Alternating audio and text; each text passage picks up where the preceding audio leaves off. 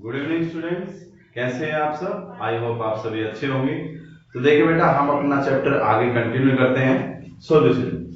Okay, पिछली class में हमने पढ़ा कि कंसंट्रेशन ऑफ द सॉल्यूशन हम किस किस मेथड से एक्सप्रेस कर सकते हैं, डिफाइन कर सकते हैं।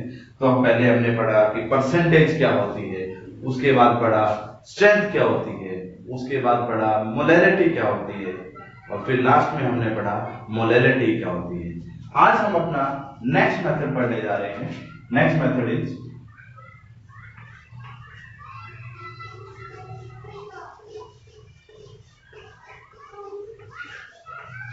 Mole fraction. मोल फ्रैक्शन को समझने से पहले हम कुछ एग्जांपल लेते हैं आपके सामने। देखिए बेटा, आपने एक कंटेनर में सॉल्यूशन को फिल कर दिया है। आपको पता है कि सॉल्यूशन किस किस चीज से मिलकर बनता है, सोल्यूट और सोलवेंट। तो यहां पर आपने सोल्यूट और सोलवेंट को मिक्स कर दिया। आपको पता है, यहां आपने मान लिया कि यहां पर एक number of moles of solute आपके पास है, उसको आपने डिनोट कर दिया मान लीजिए N2 से, और number of moles of solvent को आपने डिनोट कर दिया किससे, N1 से।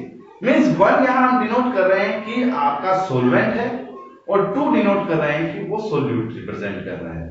तो अगर कोई आपसे पूछे कि total number of moles of solution कितने होंगे, तो आप क्या कर देंगे, टोटल की जगह आप लिख देंगे N1 प्लस N2।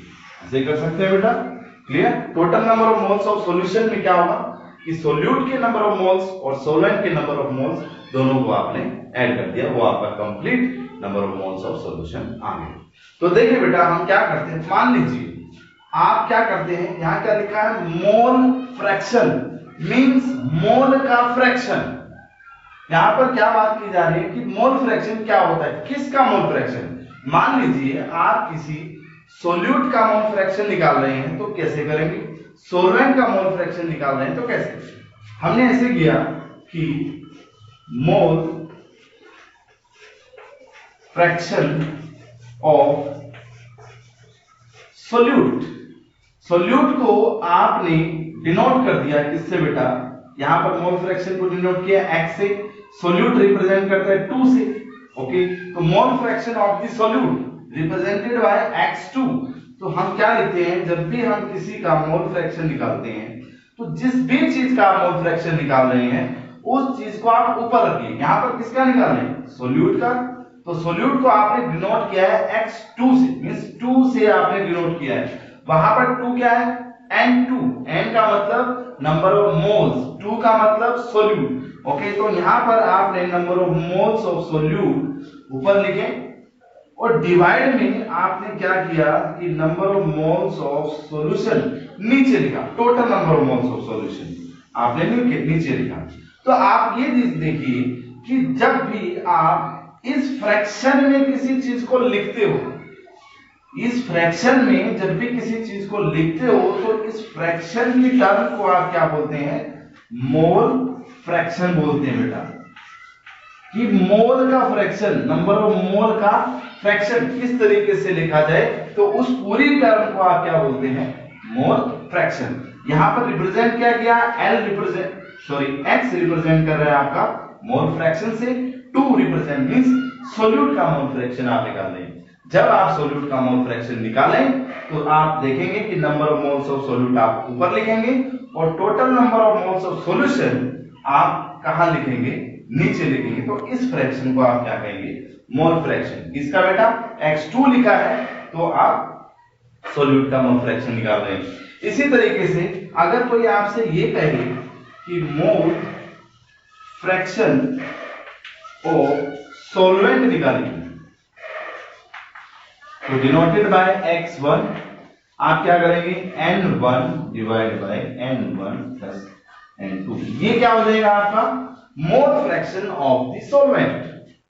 ओके बेटा, एक चीज नोट में याद रखना कि जितने भी मोल फ्रैक्शन होते हैं, जितने भी मोल, यहां पे आपके पास x1 है, x2 है, 2 मोल फ्रैक्शन है, इनका समीशन हमेशा क्या होता है बेटा, 1 होता है। इस चीज को आप याद रखिए। अगर हम यहां पर x1 निकालें तो आपके पास आती है x1 1 माइनस में x2। ये एक इंपॉर्टेंट टर्म आने वाली है आगे, जिसके बारे में आगे हम डिटेल में पढ़ेंगे। मोस्ट इंपॉर्टेंट टर्म है बेटा, याद रखिएगा इसके बारे में आगे बताएंगे आपको।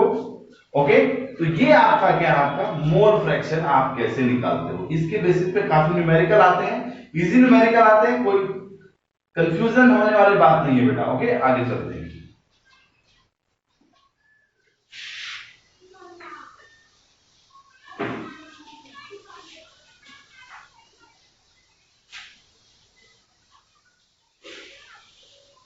देखिए बेटा, अभी आपने एक मेथड पढ़ा कि मोल फ्रैक्शन क्या होता है। अब हम कंसंट्रेशन ऑफ द सॉल्यूशन निकालने का नेक्स्ट मेथड पढ़ रहे हैं। नेक्स्ट मेथड है आपका मास फ्रैक्शन। देखिए, मोल फ्रैक्शन में आपने देखा कि मोल का फ्रैक्शन, यहां पर टर्म लिखा हुआ है मास फ्रैक्शन, मींस मास का फ्रैक्शन। इसको भी आप डिनोट करते हैं x से।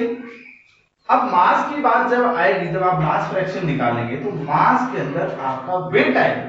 ओके, वैसे ही आप क्या करते हैं, एक कंटेनर के अंदर सॉल्यूशन को मिक्स कर देते हैं कि यहां पर आपका W1 है और क्या है W2, means weight of the solvent. 1 से आपने किसको डिनोट किया था, सॉल्वेंट को, और 2 से आपने किसको डिनोट किया था, सॉल्यूट को। अगर हम यहां पर weight of the complete solution निकालें तो क्या आ जाएगा बेटा, W1 प्लस W2, ये आ जाएगा। क्लियर।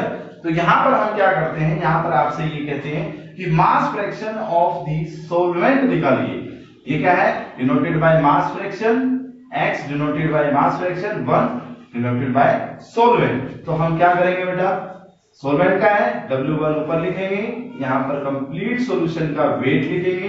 ये आ गया आपका mass fraction of the solvent. अगर कोई आपको ये कहे कि mass fraction of the solute निकालें, तो आप सॉल्यूट का वेट ऊपर रखेंगे, नीचे कंप्लीट सॉल्यूशन का वेट लिखेंगे। ओके बेटा, ये क्या आ गया, मास आ गया। किसका, mass fraction of the solute. एक बात हो रही है बेटा, अगर मास फ्रैक्शन को आप क्या कर दें, अगर मान लीजिए आपके पास x1 है, अगर इसको आप 100 से मल्टीप्लाई कर देते हो तो ये क्या आ जाता है, मास फ्रैक्शन। किसमें बेटा, मास परसेंटेज आ जाती है आपके पास, मास परसेंटेज आ जाती है किसकी बेटा, आपकी सॉल्वेंट। अगर हम x2 इंटू में 100 कर दें तो वो मास फ्रैक्शन सॉल्यूट का आ जाएगा। Is it clear. तो यहां पर हम मोल फ्रैक्शन और मास फ्रैक्शन कंप्लीट कर चुके हैं। नेक्स्ट टर्म और पढ़ने जा रहे हैं। देखिए बेटा,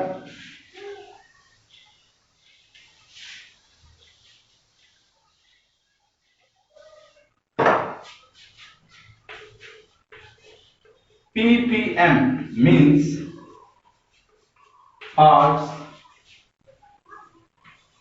पर मिलियन। ppm की फुल फॉर्म है पार्ट्स पर मिलियन। पार्ट्स पर मिलियन का मतलब ये है बेटा कि यहां पर बहुत ही आपका नोट करने वाली बात क्या है, नोट कि वेरी डाइल्यूट सॉल्यूशन आपके पास होना चाहिए, वेरी डाइल्यूट सॉल्यूशन होना चाहिए। क्लियर। इसमें क्या होता है बेटा, बहुत ही माइन्यूट अमाउंट में आपके पास सॉल्यूट होता है। माइन्यूट अमाउंट में सॉल्यूट प्रेजेंट होता है। माइन्यूट अमाउंट किसकी बेटा, minute amount of solute. Clear. और एक्सेस में क्या होता है बेटा, एक्सेस में excess amount of solvent. Clear. अगर आपके पास बहुत ही कम अमाउंट में सॉल्यूट प्रेजेंट है और एक्सेस अमाउंट में आपके पास क्या है, सॉल्वेंट प्रेजेंट है, तो सॉल्यूट की कंसंट्रेशन को मेजर हम किस टर्म में करते हैं, ppm की फॉर्म में करते हैं।